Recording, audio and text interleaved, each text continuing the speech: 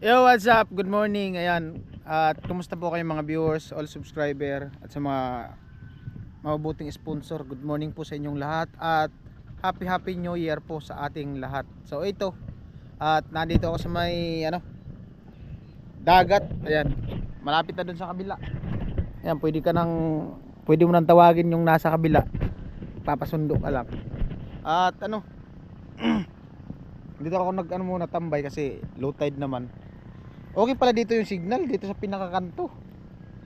2 MB nag-upload ako, di na ako pumunta dun sa taas kasi dun sa bahay may signal siya, maka YouTube ka, maka Messenger ka, maka Facebook, maka scan sa social media. Yung lang, yung uploading niya mahina, mga 3 KB, ay 300 KB, 500 KB ganun. So dito maabot siya ng 2 MB. At ayun po, share ko lang dahil nandito tayo sa dagat.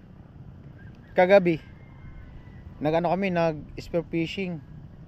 So anong nangyari, unang sampa ko, unang ko sa dagat, agad kami ng cuttlefish, yung kulambutan kung tawagin dito. Cuttlefish yun sa English eh. Hindi ko alam sa Tagalog kung anong tawag doon. At isang pusit kung tawagin din dito, nukos. At ayan, bali ganda na ng vlog ko eh. Siguro mga na siguro yung vlog ko, mga abot na ng 15 minutes yung vlog. Maya maya pambirang buhay nag-error siya. At pati yung GoPro nagloko. Oo, nagloko yung camera ko, itong GoPro na to. At pag i-open mo siya, ipi-play mo, magbibideo ka na, ipi-play mo yung nakalagay T-card format. So ang nangyari ngayon, click ko, baka sakali, sabi ko baka lang, panaiikot siya, parang nagpo-format nga, nag-i-scan. So sabi ko kay Bunso, kasi kasama ko yung bunso kong kapatid na lalaki, kasi umuwi siya kahapon, galing siya ng kasi nag-aaral siya sa Naga, nag-working student. Tapos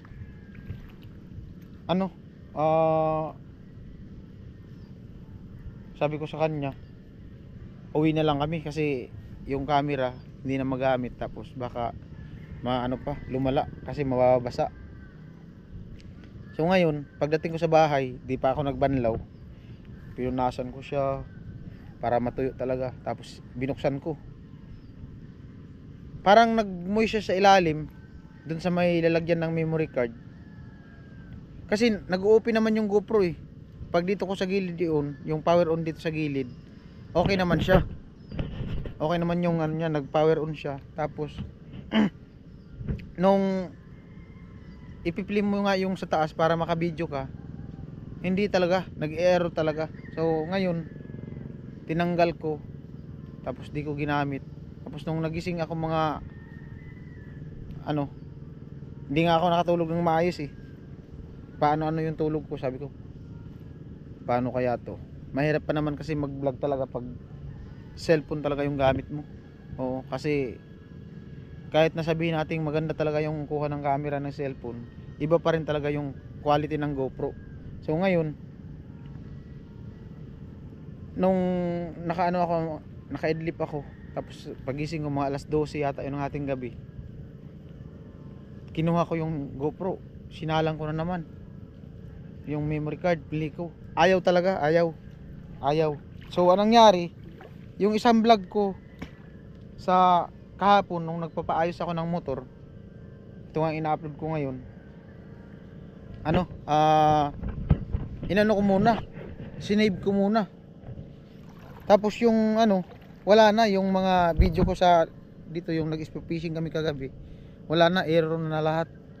Tapos ang nangyari ngayon, ginilid ko naman, balik ako higa. Tapos nagising naman ako mga yata yun, alas 4. Naantok pa ako. Nagising ako alas 4. kinuha ko na naman siya, sinalang ko na naman. Pero yung memory card ko wala lang talaga siyang laman kasi dinilit ko na dito sa ano eh, dinilit ko na dito sa cellphone bago ko matapos. Pagkatapos ng pag-edit ko ng vlog ko ng paayos ng motor, dinilit ko na siya, pinarmat ko na yung memory card. So ngayon sinalang ko dito sa GoPro nga, sa camera. Ang nangyari na naman, error pa rin. Tapos ano siya, yung format pa rin siya. Kailangan mo siya i-format dito sa GoPro. So pag click ko yung format, no, wala man ding nangyayari, panay-ikot lang, parang nag-i-scan siya, scan hanggang sa umiinit yung ano, yung camera, nag-iinit yung GoPro. So ngayon, ang ginawa ko, kinuha ko yung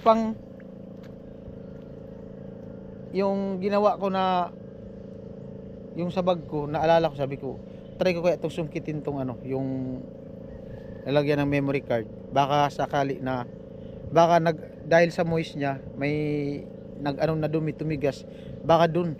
So ngayon, ang ginawa ko, kinuha ko yung chani, kasi manipis man yun, yung nasa bag ko. Inano ko, kinayod ko yung ilalim ng lalagyan ng memory card, ganyan ko, sinungkit ko. So nung sinubukan ko, isa lang yung ano ko, yung memory card. Pag play ko, parang ano siya, hindi siya nag-error, matagal siya nag-loading, matagal siya mag-open, tapos maya error. So ang ginawa, tinanggal ko, 3 beses kong tinanggal, inulit ko na naman, sinungkit ko dahan-dahan, baka kasi ano yung tanso sa ilalim, kasi may ano yan yung umaano sa SD card memory, parang tanso yun, baka maputol. So ginawa ko, ganyan ko, na-edit ko dahan-dahan. So ngayon, nung sinalang ko na, nung pangatlong salang ko, ayun, nag-play. Pambihirang buhay. Sabi ko, halos mapatalon ako sa tuwa dahil sa ano, sabi ko, putik na yan, mahal pa naman tong camera na to. At salamat kay Kuya Papi sa nagbigay nitong camera from US.